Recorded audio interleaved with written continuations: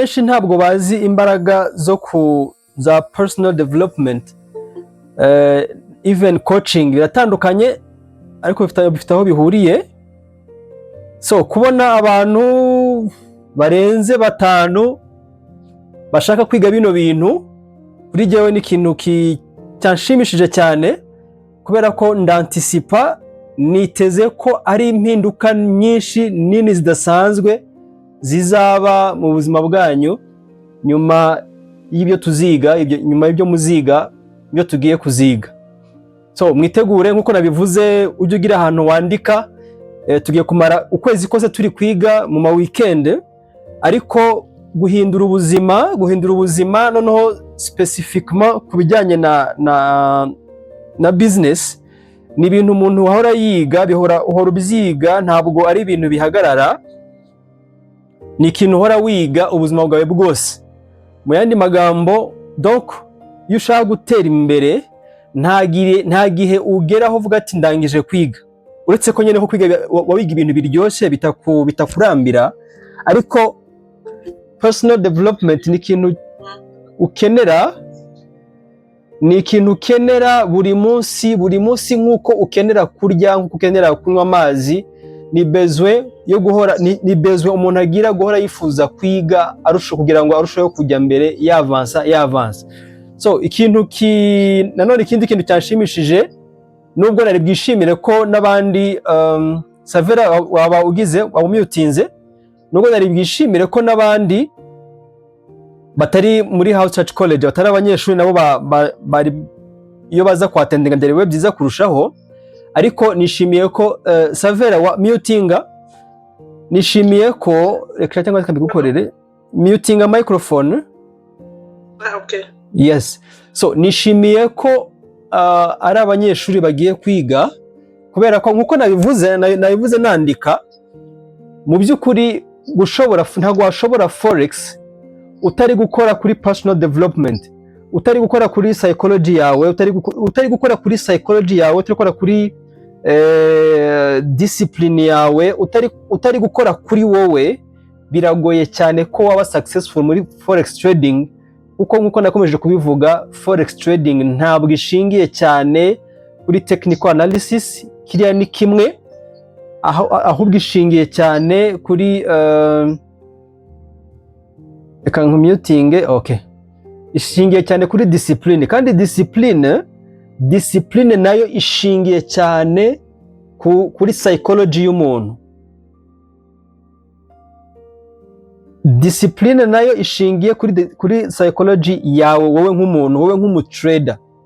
So biragoye rero ko umuntu yaba successful muri forex trading adafite psychology imeze neza. Okay. Yes. So niyo mpamvu vraiment biranshimishije kuba mbasha kubona abanyeshuri barenze 10 bashaka kugira icyo bakora kuri mindset yabo, kuri self development. Ni ikintu kinejeje kuko ni proof yuko aba trader bazaba successful, aba trader bazaba profitable rwose bahari muri mwe. Now reka noneho dutangire iyi gahunda. Ngira ngo mwese muri kubona iyi document nabasharinze. Mu by'ukuri ni financial coaching, ariko haba harimo na life coaching. Nubwo coaching ubwayo idakorwa gutya, coaching ubwayo ntabwo ikorwa umuntu ari kuvuga wenyene, iyi ni juste presentation. Coaching ubundi hagati ishobora kuba muri group, ishobora kuba hagati y'umuntu n'undi, abantu bakaganira, hakabaho ibiganiro kugira ngo umuntu yumve aho mugenzi we akeneye ubufasha. Now reka twinjye noneho muri topic y'uyu munsi. Kandebe niba muri buyibone nkuko nshaka ko mubibona.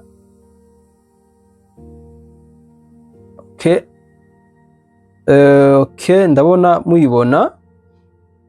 Nimubona hari ibintu mutari kubona neza, muze kumbwira kugira ngo ntazakomeza presenting kandi nzi ngo muri kubibona mutari kubibona. Reka turebe gato ndebe.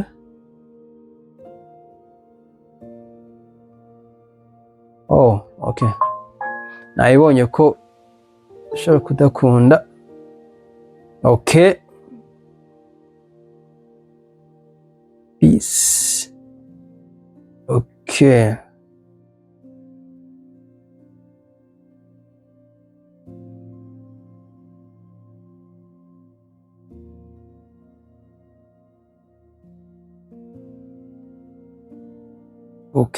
Okay. Financial coaching. Ndi kureba niba muri kubibona neza. Okay, nice. So, reka twinjire noneho muri topic yacu y'uyu munsi. Mu by'ukuri uku kwezi kose tuzakora kuri bino bice bitatu. Tuzakora kuri mindset yacu. Buriya nta progress yariyo yose, nta iterambere ryose rero rishingiye muri mind iri shifted. Bishingiye ku myumvire yahindutse. Iyo udahinduye imyumvire, ubuzima ntibushobora guhinduka n'ikintu kidashoboka.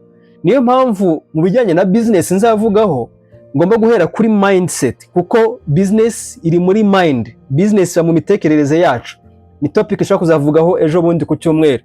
So, donc mindset niho ruzingiye, niho hari icyicaro cy'iterambere ry'umuntu wari we wese. So, ni ingenzi cyane ko dukora kuri mindset, umuntu agashiftinga imyumvire yari afite mu buzagutera imbere ikaba shifted, akagira imyumvire mishya imufasha kuba yatera imbere. None ikindi nzavugaho no kugira plan. Ikintu cyose kugira ngo ukigereho bisaba kugiplaningira, bisaba kugiha plan, ukagira plan uzakurikiza kugira ngo uzagere ku cyo wifuza kugeraho. Hanyuma ikintu cyose ushobora kugira plan, ushobora kugira mindset nziza, ariko udafite massive action, udashize mu bikorwa ibyo wiyemeje, ibintu byakomeza kuba inzozi gusa. Donc dukenera ibintu bitatu. Dukenera kugira mindset shifted, tukagenera plan nziza, ariko noneho tugakenera gushyira mu bikorwa bya bindi twiyemeje. Rwose kugira plan nziza, kugira mindset nziza, nta bikorwa uri gukora, byose bihinduka amagambo gusa. So uyu munsi turaganira kuri no topic. Ndifuza kubaganiriza kuri no topic. Iyi topic ivuga ngo who am I? Ndinde. Iki kintu hari ushobora gutekereza ko iki kintu mu by'ukuri ni impamvu ki ngomba kumenya uwo ndi we. Ese bifitanye isano ki n'iterambere? Bifitanye isano ki no kuba naba successful muri business? Bifitanye isano ki? Mbabazwa no kuba abantu batazi ibyo batazi. Kangasubiramo aka kantu. Birambabaza kuba abantu batazi ko batazi.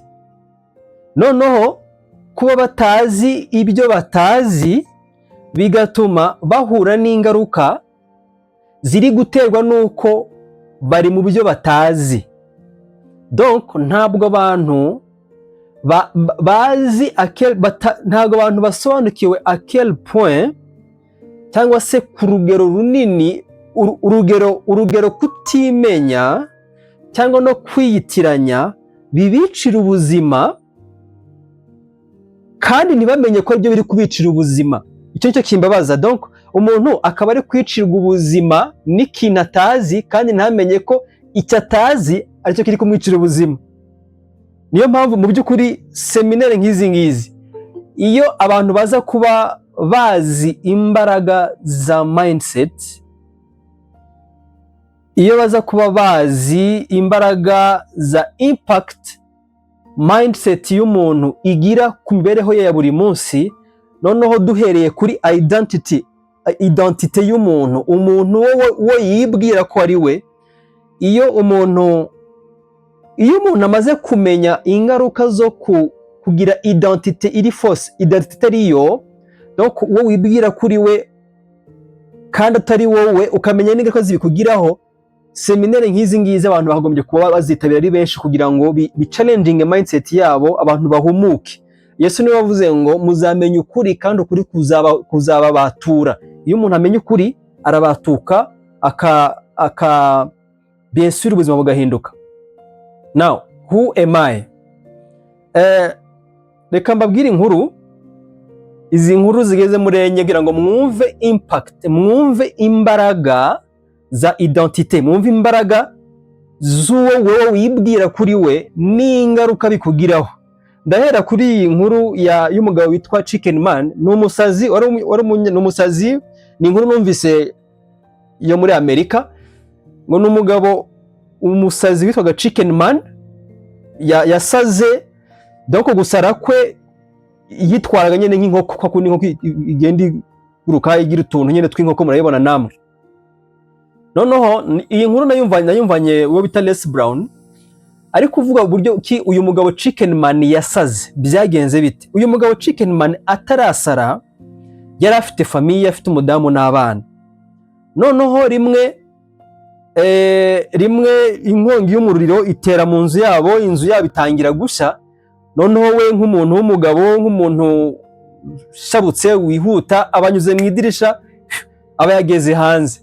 Donc kubera ubwoba yihutiye guhunga umuriro, ntiyasova umudamu n'abana, ahubwo ageze hanze yibuka ko asize madamu n'abana mu nzu, atangira gushaka gusubiramo, ariko agasubiramo nanone afite ubwoba, byamunaniye gusubiramo, ariko byamunaniye no kureka kugerageza gusubirayo. Donc kubera ubwoba bimunanira gufata umwanzuro wo gusubirayo, ko yari afite ubwoba, birumvikana. Noneho ikintu cyabaye ni ikihe? Ikintu cyabaye nuko umudamu we n'abana inkongi yarabishe, byarangiye bishwe n'inkongi y'umuriro. Nuko ikintu cyabaye, noneho umudamu n'abana bapfuye, abantu baje gutabara. Noneho haza musaza w'umudamu we, asanga mushiki we yapfuye n'abana be bapfuye, ariko asanga wa mugabo ari hanze ari kurira.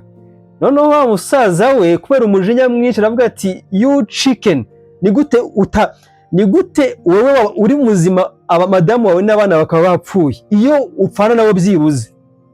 Donc kubera ubwoba, inkoko urabona iyo bavuze ngo you are chicken, baba bakuvuze ko uri umunyabwoba. Ubwoba bwatumye we yikiza, ntiyakiza madamu n'abana. Noneho icyo kintu kubera yari yabaye traumatize, yari yamaze guhahamurwa n'ikintu kibaye, madamu arapfuye n'abana barapfuye, nanjye nige wari umugabo, nige papa wabo, ntacyo nabashije gukora kugira ngo mbakize, kandi nabitewe n'ubwoba. Urumva ayo niyo magambo yari ari kwibwira ubwe. Noneho umusaza wa mudamu aje agashimangira ati, wa nkoko we, umugabo kubera guhamuka ako kanya yahise asara, atangira kwitwara nk'inkoko. Iyi ni inkuru, ibintu byabaye, umugabo Les Brown ari kubivuga ukuntu donc ari gusobanura uwo Chicken Man babona wasaze icyatumye asara. Donc kubera ibitekerezo byazengukaga muri uwo mugabo umaze kubura umudamu n'abana, by'ukuntu byamunaniye, kubera ubwoba byamunaniye gusova umudamu n'abana, umutima uri kumuciraho iteka, amarira, agahinda, yahahamutse.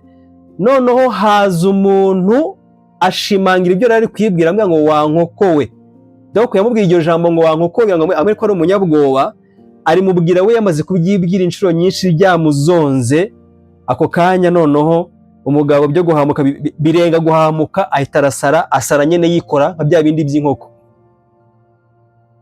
Mumve impact, ingaruka zo kwemera kwakira uri we n'igihe waba wibeshe. Wumve impact bikugiraho. Niba uwo mugabo aramubwiye ngo uri inkoko, agahita atangira kwitwara nk'inkoko, wumva uburyo ubwonko bwacu buteye, ku buryo yahise asara, atangira doko yemera ko ari inkoko, atangira kwitwara nk'inkoko. That's how powerful identity y'umuntu igira ku muntu iyo yamaze kwemera identity. Donc ibi ndi kubivuga kugira ngo uze gusuzuma, urebe wewe uwo wibwira kuri we, kubera ko uwo wibwira kuri we, uwo wibwira kuri we ukora ibihuye n'uwo wibwira kuri we. Nk'uko Chicken Man yatangiye kwitwara nk'inkoko kuko bamubwiye ngo ni inkoko, ni umunyabwoba, ni inkoko, atangira kwitwara nk'inkoko. Exactly. Identity ufite iyo umaze kuyemera ukora, utekereza, uvuga, witwara ibihuye nuko iyo identity yawe imeze.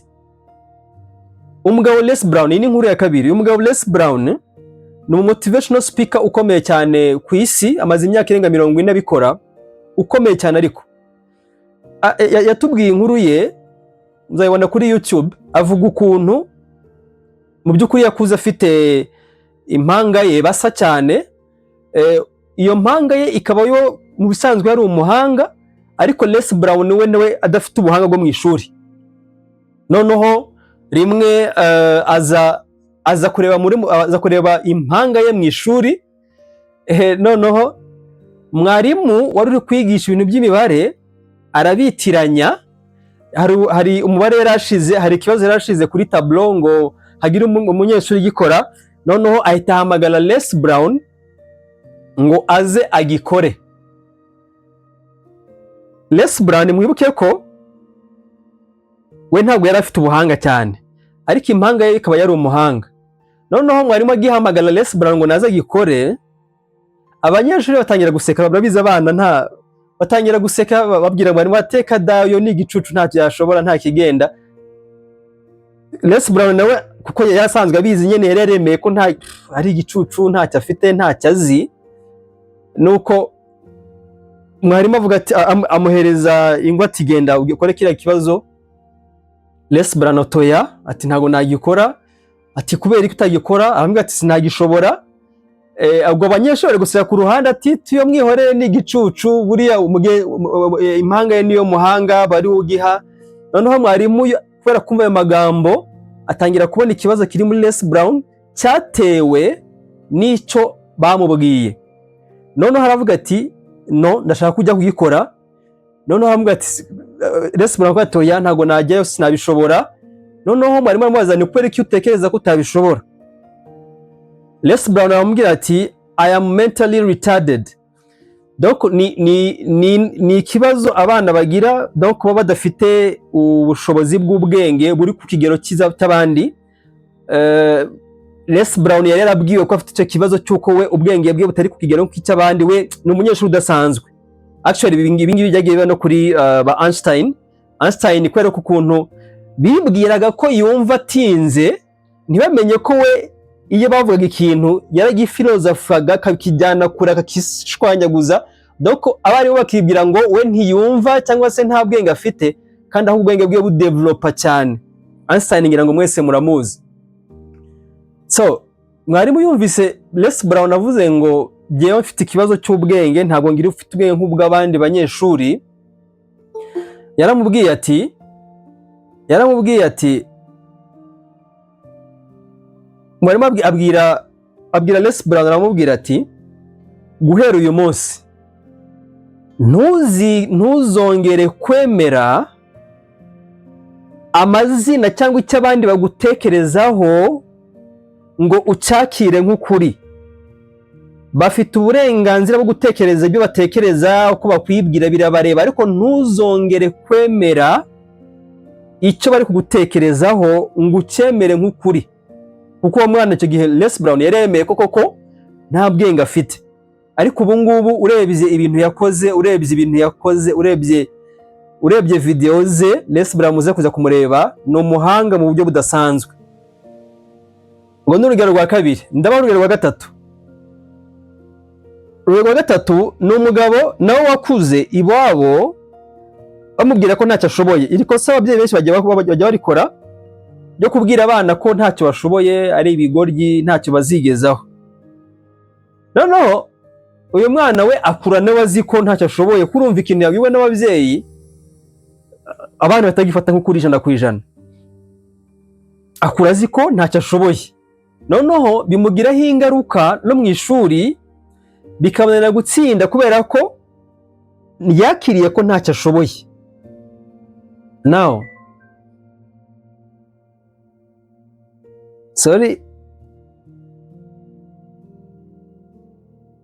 noneho bituma yiga ibintu bijyanye n'iby'imyuga kuko nyene yumvaga atashobora iby'amasomo akomeye.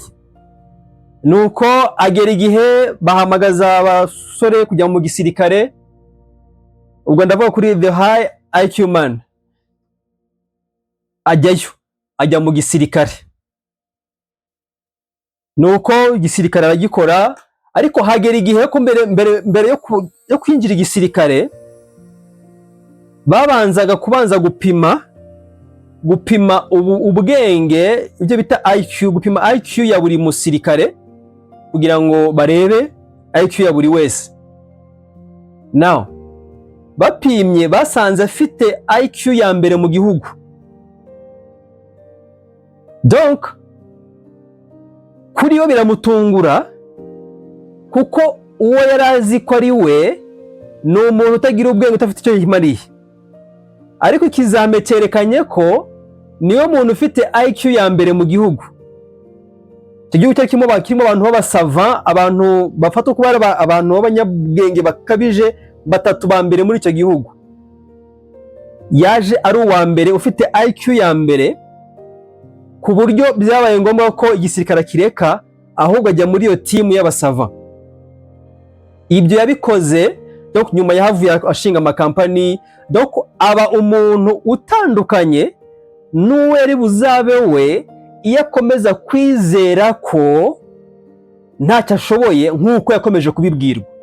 Ndagira ngo mwumve impact yo kwemera ibyo wakomeje kubwirwa, cyangwa ndaza kubigiraho mu kanya kugira ngo mwumve, murebe aho tugera tuvana identity yacu itariyo, iri force itariyo, n'uburyo bitwimpactinga mu mibereho yacu ya buri munsi. Umuntu akazahera mu bukene, akazahera mu bibazo, akazahera mu buzima bukomeye, ari kuzira kutisobanukirwa, kutamenya ngo bwa bundi ndi umuntu utandukanye na wa wundi bambwiye. IQ man, high IQ man, nuko yahavuyemo umusava, ba umukire, aba umuntu udasanzwe mu gihugu, ariko bitewe n'amahirwe yagize yuko habaye iyo test yo gutestinga IQ yabo. So ngiye gusoreza ku buryo batraininga elephant. Murabona inzovu ukuntu iba ari nini.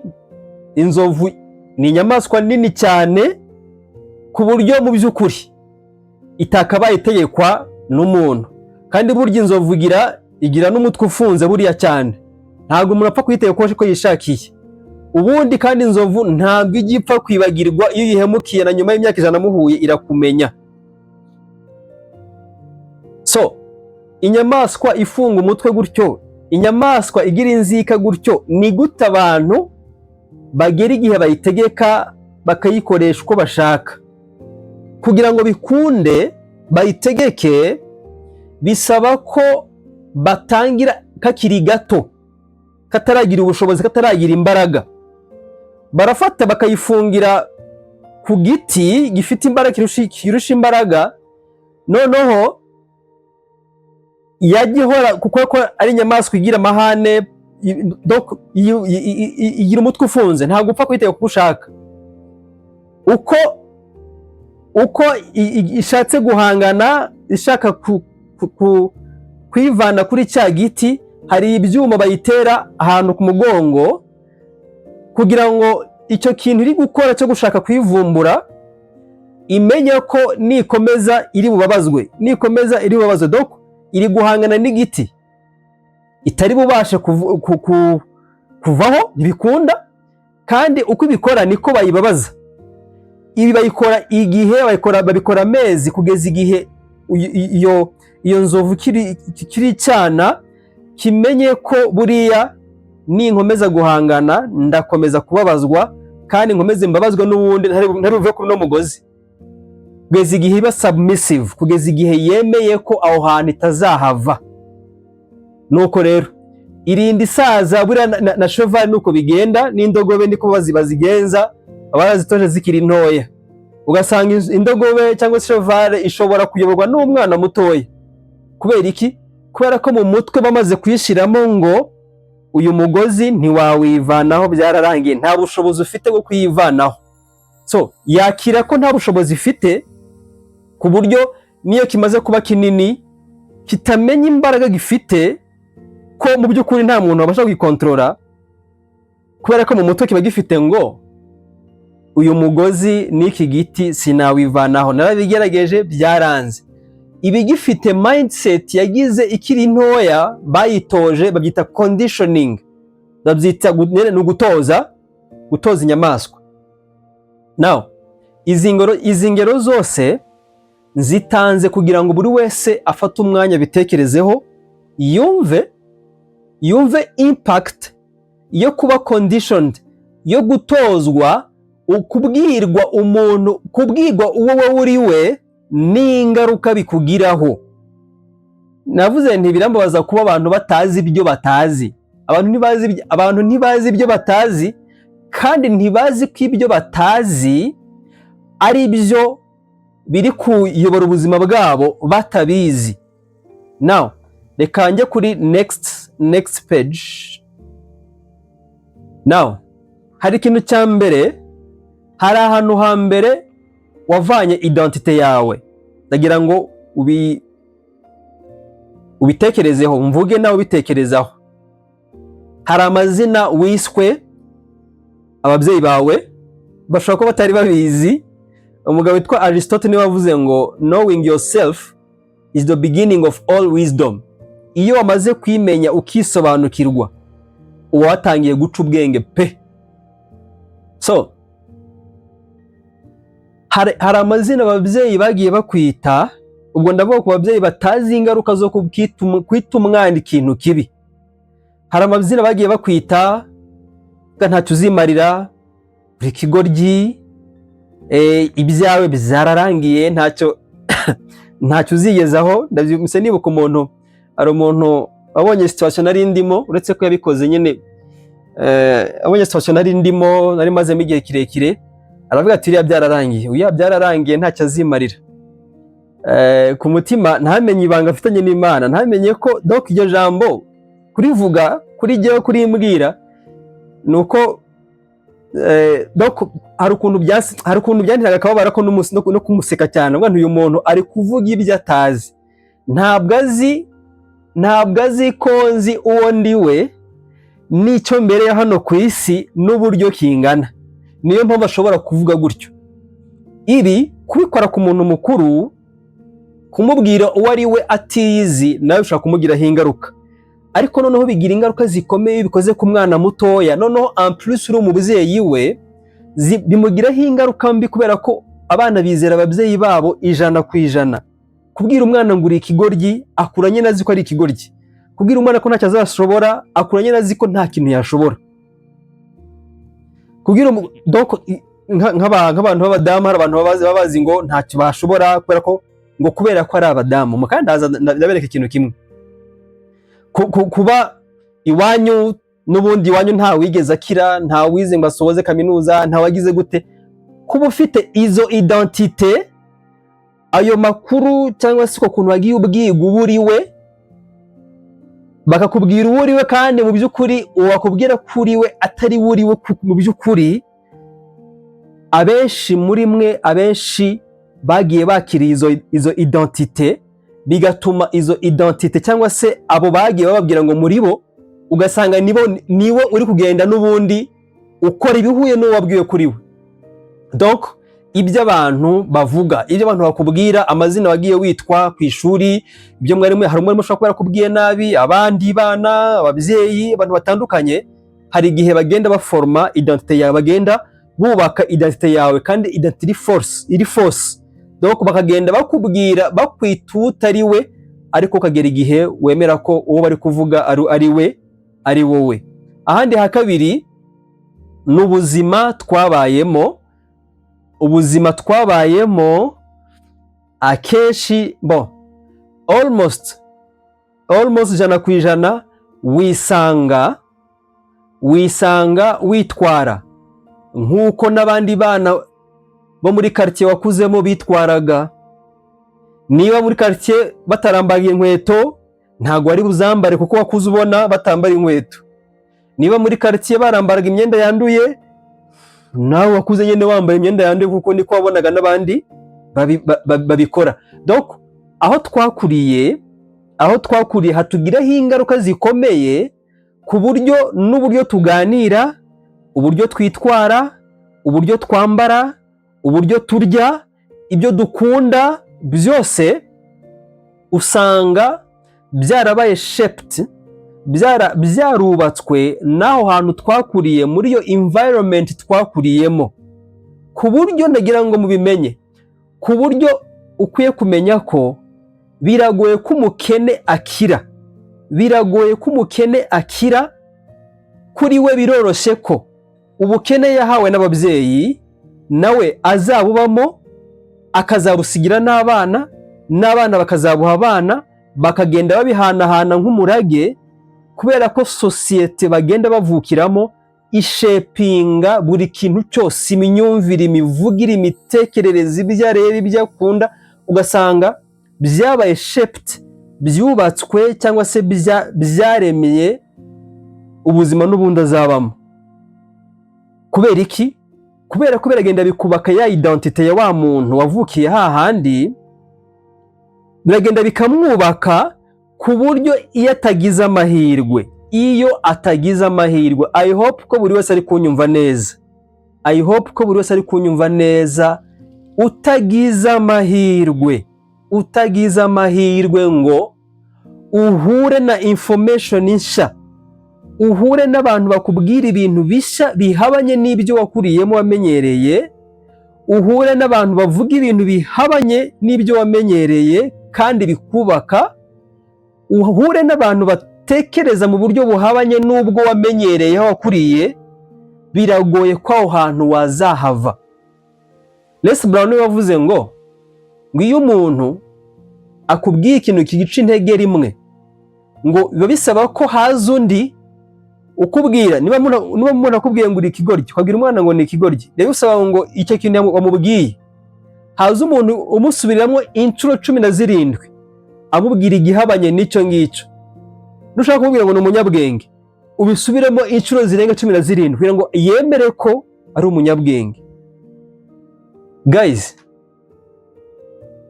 ndagira ngo mwumve, mumbabarire, ndabasabye mwumve, buri wese yumve, atekereze ahantu yavukiye, utekereze ahantu wakuriye, utekereze ababyeyi bakureze, utekereze n'uburyo bakureze.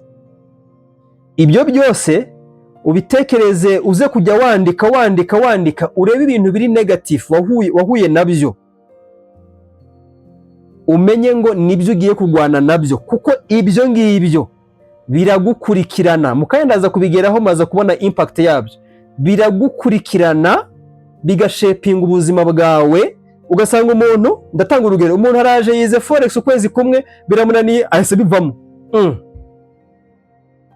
Ninde wakubwiye ko ikintu kigoranye uhita ukirekura?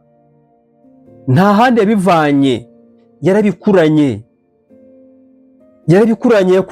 yakuze areba abantu bakora ibintu bidafututse, batamenyereye gukora, cyangwa se bamenyereye nyine ibintu by'ubusongarere.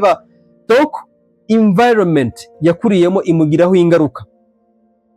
So icya kabiri rero, aho wakuriye hakugiraho impact ziteye ubwoba. So ikindi cya gatatu, amakosa wagiye ukora, kubera ko buriya muri mind yawe hari ijwi. Niba warigeze kwiba, umutima nama ukabwira ati wamujura we, n'abandi bakakwita umujura. Ibyo nabyo hari ukuntu bihinduka identite yawe, nawe ukaba wiyizi nyine nk'umujura. Niba warasambanye bigahinduka ingeso, bihinduka nyine uhinduka umusambanyi, nayo ikaba identite yawe.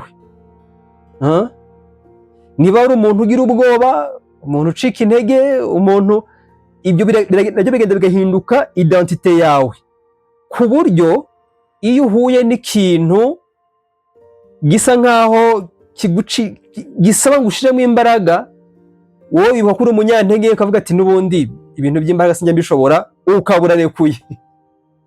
Niba ari ikintu gisaba ubwenge, ukavuga ati mu by'ukuri wacu nta munyabwenge tugira, yenda ibintu ndimo n'ibiki, ukaba urarekuye ngo ntabwo uri smart. Kubera iki? Kubera ko wakomeje kwakira donc environment wabayemo, amakosa wagiye ukora, ibyo byose byagiye bishapinga identity yawe, bigenda byubaka identity yawe itariyo y'ikinyoma. Mukanya ndaje mbibereke identity yawe y'ikinyoma. Iyo identity y'ikinyoma niyo iri kukubuza kujya mbere mu buzima bwawe. Icya kane cy'ingenzi ukwiye kumenya ni uko ibyo byose n'ibindi byinshi ushobora kuba ntavuze bigenda bigahinduka nka porogaramu. Ku bantu bazi kompiyuta ntabwo ipfa gukora, hari porogaramu baba barayishizemo, ni software baba barayishizemo ziyikoresha. Ikintu ngiye kukivuga nitonze, nsaba Imana ngo buri wese aze kucyumva. Uko utekereza, nuko uvuga, nuko ukora, nuko witwara, byose biri programmed. Hari program iri muri wowe ituma ukora ibintu kubikora, ituma uvuga uko uvuga, ituma utekereza uko utekereza, nuko witwara byose. Iyo program watangiye kuba programmed ukiri umutoya, ukiri uruhinja, ukiri mu nda. Watangiye kuba programmed kugeza aho ugeze none ahangaha. Kubaho utabizi bituma byorohera iyo program. Iyo program yitwa subconscious mind. Hari conscious mind na subconscious mind, nzabisobanuraho muri mu isomo ryo ku cyumweru. Subconscious mind niyo ituma witwara uko witwara. Yewe iyo umuntu acitse intege mu kintu yagagombye kuba ari gushyiramo imbaraga, iyo umuntu ndi kubona ari gucika intege, afite amagambo amuca intege, ngira ngo mwabibonye kuri groupe ko harabona cyangwa nkorera coaching bitewe n'amagambo akoresha, donc mpita mbona iyo operating irakuriye kuyihe subconscious mind. Uyu muntu uhora ucitse intege, uhora ubona ibitagenda neza, uhora ubona ibimeze nawe muri we, ashobora kuba yaragize ababyeyi bamuca intege, ashobora kuba yarakuriye muri environment y'abantu bamuca intege gusa bavuga ko ntacyo ashoboye. Umenye ngo ibi byose navuze, aho wavukiye, amagambo wabwiwe, environment, ababyeyi, byose byaragiye byubaka program yitwa subconscious mind, ku buryo uyu munsi niyo ikuyobora kandi wowe utabizi ko ari ikuyobora, niyo ituma ukora uburyo ukoramo ibintu. Now, kugira ngo uhindure ubuzima bwawe buhinduke completely, bisaba ko uhindura iyi program. Ibiri muri program bitameze neza ubivanamo, ugashyiramo ibizima bigufasha kugera ku buzima wifuza kugeraho. Iyi subconscious mind na conscious mind nzabivugaho ku isomo ryo ku cyumweru. So, reka ngere noneho ahantu nifuza ko ugera. Donc, biriya byose navuze hejuru, ari amazina wiswe, ayo nawe wiyita, bitewe n'ibyaha wakoze, bitewe n'amakosa wakoze, bitewe naho wavukiye, mwavukiye mu bukene, ese jye nakira bigashoboka, ese jye natera imbere bigashoboka, ese jye nahangana kino kibazo nkagishobora, muri iwacu ntabwo byigeze bikunda, jye nta mbaraga mfite, jye nta bwenge mfite, icyo kintu jye nta bushobozi mfite, sinabishobora. Iyo magambo ari kuvuga ntabwo ari kuyavuga gusa, ahubwo hari program iri behind your subconscious mind, ni iri kukuvugisha ayo magambo. Ibyo byose uri kuvuga, it's a lie, ni ikinyoma.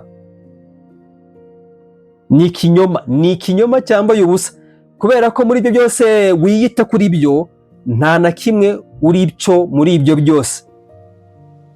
Impamvu ari ingenzi kumenya uri we, ni uko bituma utandukana na wowe w'ibinyoma, wowe bagiye bavuga ngo ntacyo ushoboye, ntacyo uzashobora, ntaki. Uwo si wowe. Wowe urinde noneho. Ndagerageza guha definition y'ijambo ry'Imana, kuko waremwe n'Imana, kandi ntekereza ko buri muntu wese uri hano yemera Imana. Mu Rwanda ngira ngo nta bantu batemera Imana babaho, bashaka kuba ari bake cyane. Buri wese afite yemera Imana, wenda muri dini ritandukanye.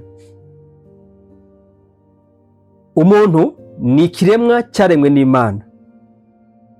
Abenshi ibi ndabivuga nihuta kuko nari bitindemo cyane ibingibi. Wowe uri ikiremwa cy'umwuka, you are a spirit. Umwuka ntabwo ari oxygen ndi kuvuga, ni spirit. Uri ikiremwa cy'umwuka gituye mu mubiri kandi gifite ubugingo.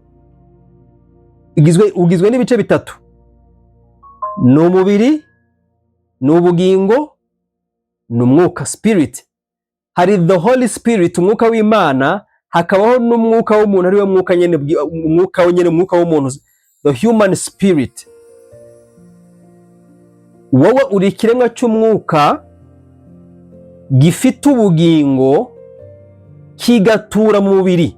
Umubiri ni inzu yawe, niyo ngando, niko Petero bivuze, ni ingando utuyemo hano ku isi. Impamvu ndi kubivuga gutya nuko hari abantu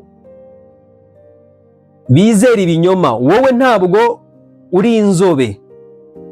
Kugira ngo mwumve neza icyo ushaka kuvuga, hagire wenda umuntu turi buganire ngiryo nibariza ari buvaneho. Innocent, wagaruka? Innocent niwe nabonye twinteractinga neza. Garuka kuri kamera. Sibiza ya kamera. So Innocent, kugira ngo wenda icyo ushaka kuvuga n'abandi bacumve neza, mucumve neza, wowe ufite amaboko cyangwa uri amaboko? Mfise amaboko. Kubera iki utari amaboko? Kubera ko umubiri wanje ugizwe n'amaboko, ntabwo noba ndi jewe atamaboko ari. Oya, sikasubiramo ikibazo. Wowe uri amaboko cyangwa ufise amaboko? Ufise amaboko. Wowe ufise amaguru cyangwa uri amaguru? Amaguru. Wowe ufite umutwe n'ubwonko cyangwa uri ubwonko n'umutwe? Umutwe n'ubwonko. Wowe uri ubwenge cyangwa ufise ubwenge? Ubwenge. Wowe ugira urukundo cyangwa uri urukundo? Aba rero haragoye. Jewe ngira urukundo. Yego. Hari ibintu byinshi umbwiye ko ufise. Wewe Innocent afise ibyo byose ari hehe? Ko Innocent ambwiye ibyo afise, ariko nta mubyo navuze byose ntago yemeye ko ari ibyo ngibyo. Innocent ari hehe? Ndi ku isi. Innocent, donc Innocent sinzi niba uri muremure cyangwa uri mugufi. Uragereranye. Ndagira ngo mbereke ikinyoma abantu bizera.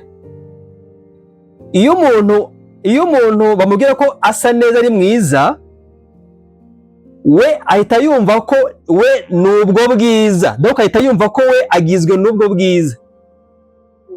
Donc iyo umuntu ari muremure cyangwa ari mugufi, we ahita yidentifia, ahita yumva ko we n'uburebure, donc ahita umwe n'uburebure cyangwa umwe n'ubugufi. Ikinyoma cya mbere ku muntu ni ukwihuza n'ibintu afise, we agahinduka ibyo bintu. Reka nguhe urugero. Niba utangiye forex trading, undi wenda ni umupolitisien, undi ni umuganga, undi je ne sais pas quoi. Iyo uvuze ngo ndi umu forex trader, uba wafashe ako kazi cyangwa uwo mwuga wa forex trading ukaba umwe n'ako kazi, donc identité yawe ihinduka ako ngako uri kuvuga, ku buryo iyo ugize tuvuge nk'ubu ngewe ndi umugwiza, ndongana urugero, ndi umugwiza atunga, cyangwa se undi muntu akavuga ati genda umugwiza atunga, cyangwa ndi mwiza, kubera ikinyoma umuntu yemera ahita yumva ko yabaye umwe, donc we ni umugwiza atunga, ku buryo ryatunga ari buze hari ikintu kinini cyaba kibuze mu buzima, donc ni nkaho we apfuye. Donc ni ikosa, c'est ça, c'est ça, aho niho hari ikibazo. Umuntu biramuryohera kwisanisha n'ikintu cyiza, ndi umusore mwiza, ndi umugabo mwiza, nize amashuri menshi, ndi umugwiza atunga, bya bintu byiza byose biramuryohera kuba yakwisanisha nabyo. Uko bimuryohera, iyo bitangiye guhera amera nk'upfuye, kuko we ari muri bya bintu. Now ni nako nanone umuntu yisanisha nanone ni bibi. Iyo umuntu akenye avuga ngo ndi umukene, donc we n'ubukene babaye ikintu kimwe. Kandi iyo wemeye ko uri umwe n'ikintu runaka, icyo kintu kiragukurikirana kugeza mupfuye. Iyo wemeye ngo jyewe ntacyo nshobora mu buzima, ntacyo uzigera ushobora rwose. Donc iyo wemeye ngo genda ikigoryi, bakwiye kuri ikigoryi ukabyemera kuri ikigoryi, wowe ukaba umwe n'ubugoryi cyangwa n'ubujuju, urinda upfa uri ikijuju. So icyo ndi gushaka, uko nakubazaga nti niba Innocent afite amaso, afite amatwi, afite ubuzima, afite ubwenge, uwo Innocent ufise ibyo ngibyo ari hehe? Innocent ufise ibyo ngibyo ni esprit, ni ikiremwa cy'umwuka, c'est un esprit, ni umwuka, ni mwemu, itari mwemu yera, ni mwemu, kuko umuntu ni ikiremwa cy'umwuka kiba mu mubiri. Umubiri ni inzu tubamwo, umubiri ntabwo ari twebwe. Niyo mpamvu umubiri uzasubira mu gitaka, twe tugasubira ku Mana. Twebwe turi abantu batuye muri ino mibiri, twebwe turi abantu batuye muri ino mibiri, twebwe turi abantu bafise ibyo bafise. Jyewe si ndi umu forex trader, jyewe ndi umuntu ukora akazi ka forex trading. Jyewe ndi umuntu ukora coaching, ntabwo ndi umu coach, ndi umuntu ukora coaching. Uko nitandukanya navyo bivuze ngo ivyo biheze, jyewe ndahaguma kandi nkumva ndacyari wa wundi, kubera ko jyewe singizwe na vya bindi. Forex trading ihagaze, sindi bupfe ndakomeza mbe wa wundi. Coaching ihagaze, sindi bupfe ndakomeza mbe wa wundi. Umubiri wanjye wangiritse ukarwara ukaba mubi, nta kibazo kidasanzwe ndi bugire, kubera ko jyewe sindi umubiri. Nsanzwe mbizi neza ko umubiri wanjye uzapfa ugasubira mu itaka, kuko ni itaka. Jyewe identite yanjye uwo ndiwe, ndagira ngo mbahe example, wenda nitanzeho example. Jyewe ndi coach Nasi bivuze ngo igikomangoma, le prince. Jyewe ndi igikomangoma, ndi umwana w'umwami, umwami w'abami, ndi umwana w'Imana isumba byose. Iyo niyo identite yanjye, uwo niwe jyewe w'ukuri. Niyo mpamvu jye nahisemo iri jambo, iri zina Nasi, kugira ngo njye niyibutse uwo ndiwe, ne kujya njya kwisanisha n'ibyo abantu bambwiye, cyangwa nisanishe n'ubuzima ndi kubamo. Niyo ndi kunyura mu bibazo by'ubukene cyangwa se ibibazo runaka, biroroshye ko nisanga ndi kwiyitiranya n'ubuzima ndi kubamo. Kugira ngo ntakore ikosa ryo kwiyitiranya n'ubuzima ndi kubamo, ngomba guhora niyibutsa identite yanjye, ndi umwana w'umwami, ndi igikomangoma, je suis un prince. Noneho igikomangoma, umwami utari umwami usanzwe, ni umwami w'isi n'ijuru. Now ndagira ngo nsoze Sinzi niba byumvikanye bino bintu, kuko niba ari bishya kuri mwebwe birabafata akanya ngo mubyumve neza. Ariko ndagira ngo nsoze nkubwira ngo ntabwo uri uwo bakubwiye kuri we,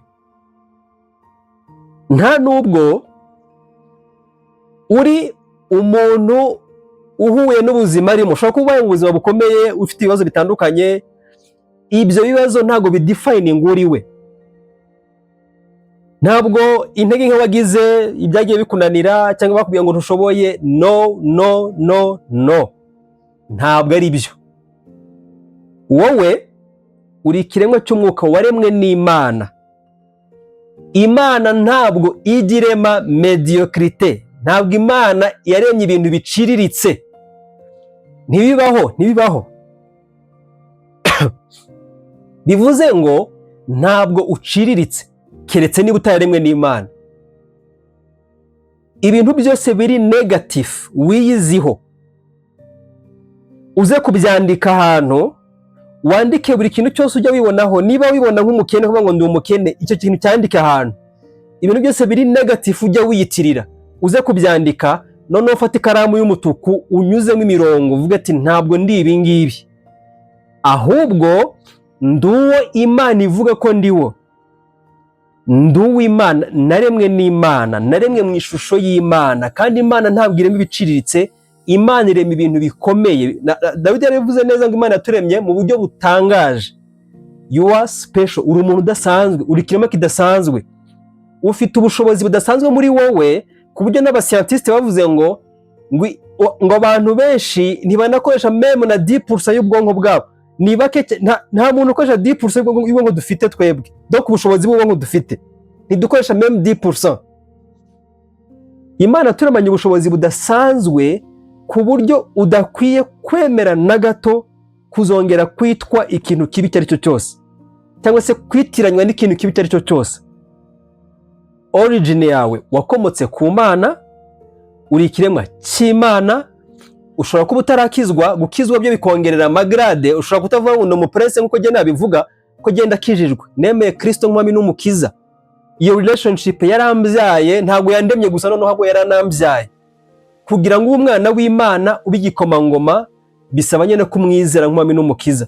Utaramwizera uremwe mu ishusho ye, ariko ntabwo urakizwa. Hari akantu kaba kakibura. Aho kantu kabura ni uko umwana we. Ariko ndagira ngo nubwo waba udakijijwe, ariko ngusaba ko wakizwa, nubwo waba udakijijwe, uri ikiremwa kidasanzwe ko waremwe mu ishusho y'Imana, ntabwo usanzwe. Ubushobozi Imana yakuremanye ntibusanzwe, ntabwo uri umuntu usanzwe. Bivuze ngo ibyo ushoboye ni byinshi ku rugero utatekerezaga, utazi. Ntihazagire umuntu wongera kukubwira ngo ntacyo ushoboye, ntacyo uzimarira, ngo uri ikigoryi, ntacyo wavamo, amafuti. Ibyo ntuzongere kubyemera, uwo ntabwo ari wowe. Ndagira ngo guhera uyu munsi uhindure identity yawe. Nakubwiye ko jewe niyise Nasi, kuko Nasi risobanuye ngo igikomangoma, umwana w'umwami. Nabyise kuko numva ndi fier yo kwitwa umwana w'uwo nguwo. Ntago wambere ngo ndi umukene ngo mbikwemerere, ndaje mbite nguha umwanya Inosa. Ntago wambere ngo ndi ikigoryi ngo mbikwemerere, no, ntago ndi ikigoryi. Ntago wambere ko hari ibintu ntashobora ngo mbikwemerere, no. Nzi aho nkomoka, nzi ko wandemye ari ushobora byose, kandi yandemanye ubushobozi bwinshi, kandi nzi plan afite kuri jye ko ari nziza. Ibyo ni nabyo nawe niko nayo kuri we bimeze. So guhera uyu munsi identite yose mbi uyibagirwe, uyivane, uyisibe muri wowe. Wakire ko uri ikiremwa cyaremwe n'Imana, gituye mu mubiri. Umubiri uzageraho upfe, usubire mu itaka, usubire ku Mana. Amarangamutima nabivuze hariya, umubiri ugizwe n'imibiri yacu, amaraso, imitsi n'ibiki, ibyo bigize umubiri, amagufwa. Hanyuma ubugingo bukaba bugizwe icyo bita soul, kigizwe n'ubwenge, amarangamutima, amahitamo, ibyo bigize soul yacu. Hanyuma umwuka ukagirwa n'icyo bita umutima nama, conscience. Hanyuma ukagira n'umuyoboro wa communication. Uyu muyoboro wa communication ni inzira tunyuramo tuganira n'Imana, cyangwa se tuganira n'abadayimoni, kuko umuntu aremetse gutyo. hanyuma tukagira icyo bita intuition ni ukugira ubushobozi bwo kumenya ikintu utazi uburyo ukizi. Ibyo bigize umuntu. So uri umuntu uremetse mu buryo buri special, ntihazagire umuntu wongera kukubwira ngo uri kigoryi ibintu babishobora, uri umunyantege nke. Ibyo ntibizongere kunyura muri vocabulaire inyura mu bwenge bwawe. Ndagusabye ibyo uzabivaneho. Yes Innocent, soza niba ufite ikibazo umwanya no wanyu, ufite ikibazo kibaze. Murakoze cyane. Yego. Icyo kintu utwigishije kabisa ubu bwa nyuma ngo urinde ukuri kirakomeye cyane. Nk'akarorero jewe izina ryanjye ni Innocent. Yego. Hari igihe mpora nibaza ngo yimba kongira ngo nuko izina ryanjye ari iryo. Icyo mwombwira nanjye kugira ngo numve ndemye. Nk'urugero. Yego. Nk'akarorero. Yego. South Africa. Yego.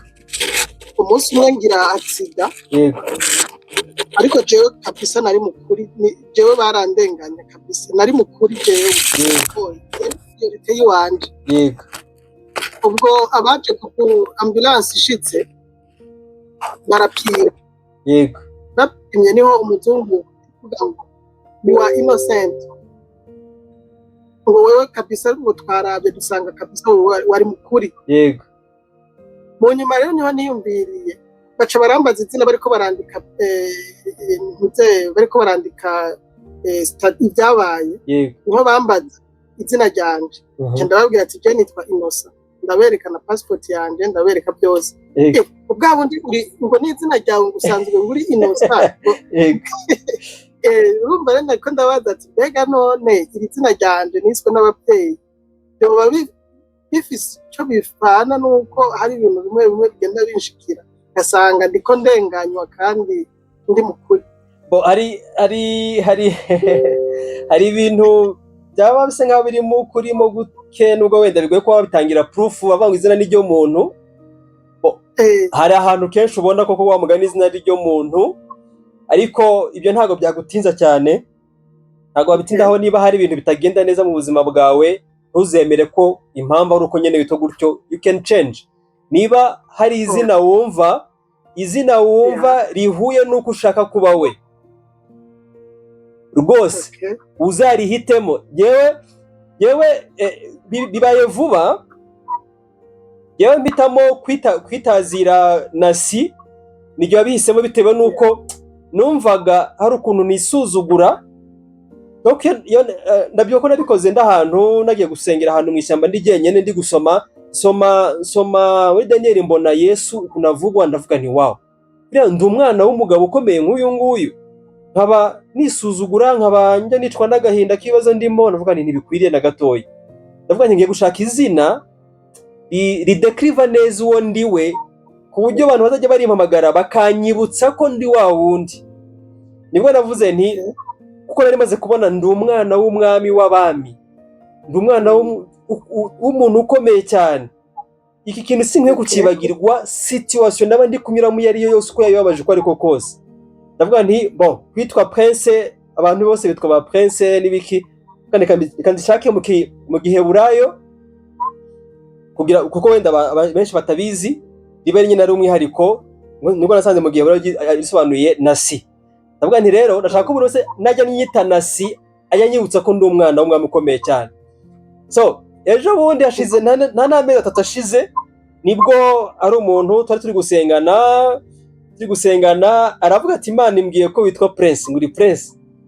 Narishimye cyane kuko Imana yari rimpaye noneho ku mugaragaro, ryazina nari narihaye yari rimpaye ku mugaragaro. Niyo mpamvu nari mvuze nti nawe ubishatse shaka izina ridekriva neza uwo wifuza no kuwo wumva uhuye neza n'uburiwe, aba ari ryo wiyita. Iryo ufite nta kintu bitwaye ko ndacyitwa Eric, ariko uzajya uhora wibuka iryo zina wowe wihaye ikwibutse uriwe. Murakoze cyane. So niba ufite ikindi kibazo yabaza, turengeje minota 4 tugasoza. Ufite ikibazo abaze.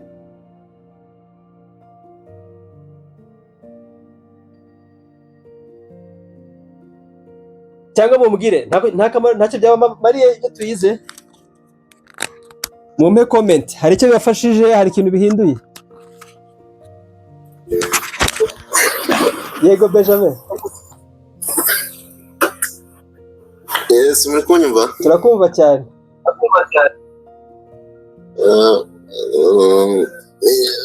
Inyunganizi ntabwo ari ikibazo ijyanye no gushimira.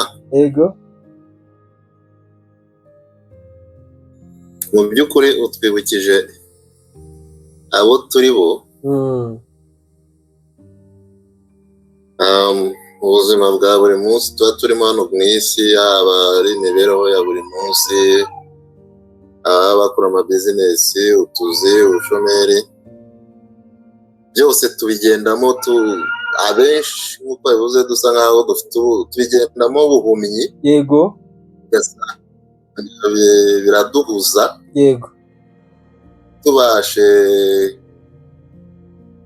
kwegura ibitekerezo ngo twongere turebe se wa mugani ibintu bimeze bite, kuko ntabwo twiremye uko byamera kose. yego Iryo jambo nyamwunda kuribwira abantu bamwe na bamwe bikambabaze, wenda iyo mbonye nk'ikiremwa muntu hari ukuntu wenda bikigendekeye mu buryo wenda bw'imyifatire n'imigendere wenda bitameze neza.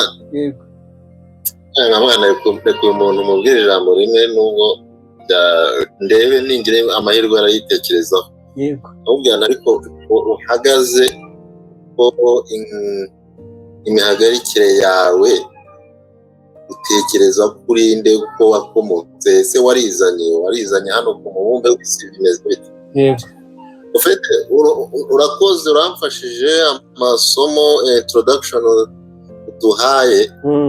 Ni ikintu gikomeye cyane gikora ku buzima bwose, bwaba ari ubufatika n'ubudafatika. yego bwaba ari ubuzima bugaragara n'ubutagaragara. yego yego kandi hari ubugiranire, imikoranire hagati yabwo uko ari cyane bubiri, rwose ubuzima cyane kabisa biri so ndagushimira rero kandi ndagomba gufata umwanya. urakoze cyane Benjamin, urakoze ku nyunganizi yawe. Undi muntu byafashije byagiriye akamaro ko ndifuza kumenya impact bigenda bigira, nawe yatubwira ko bimufashije kaza gusoza.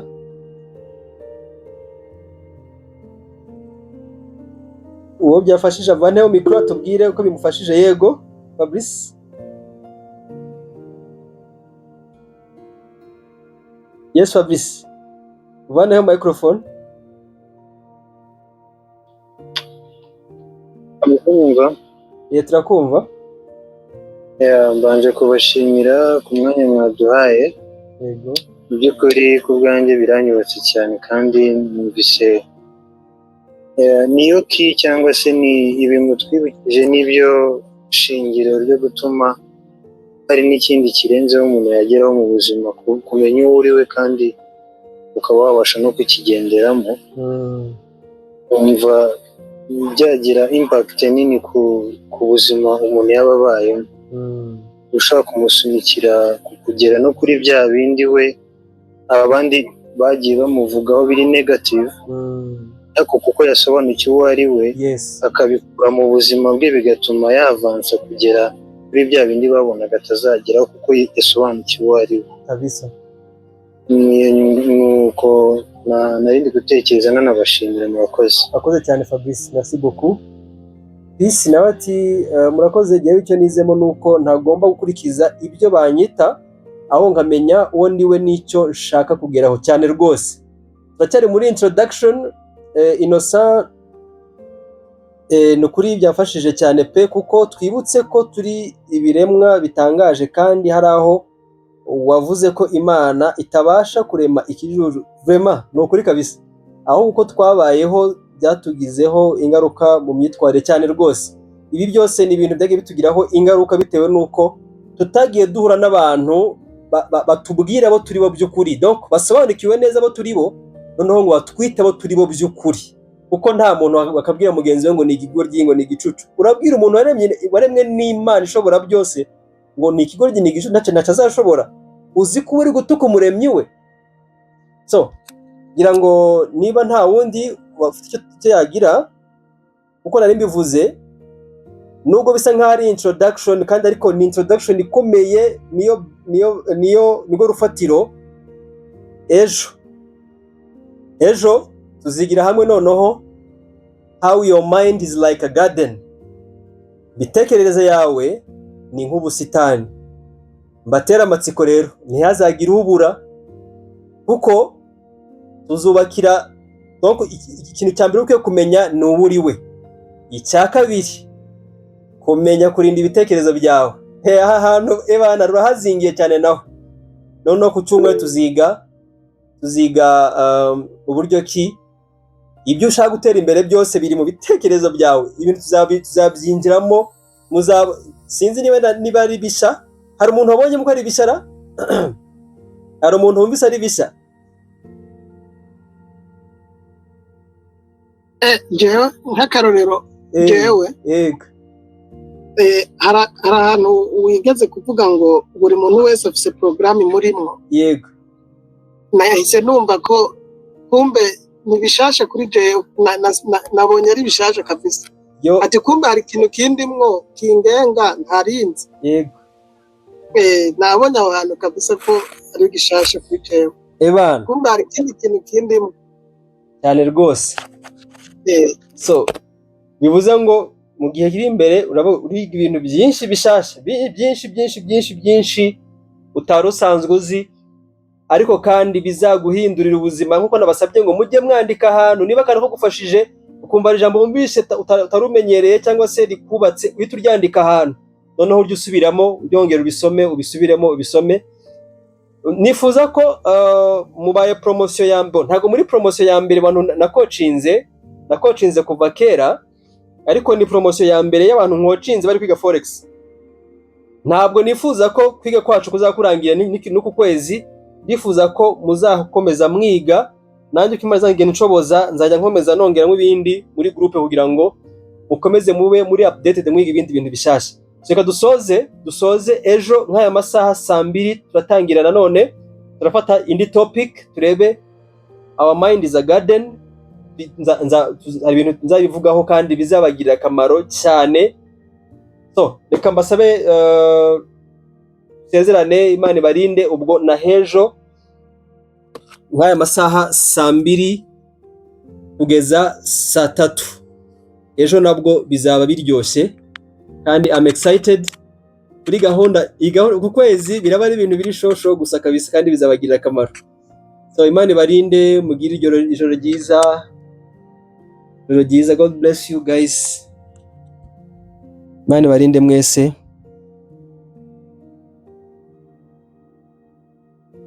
Bye bye.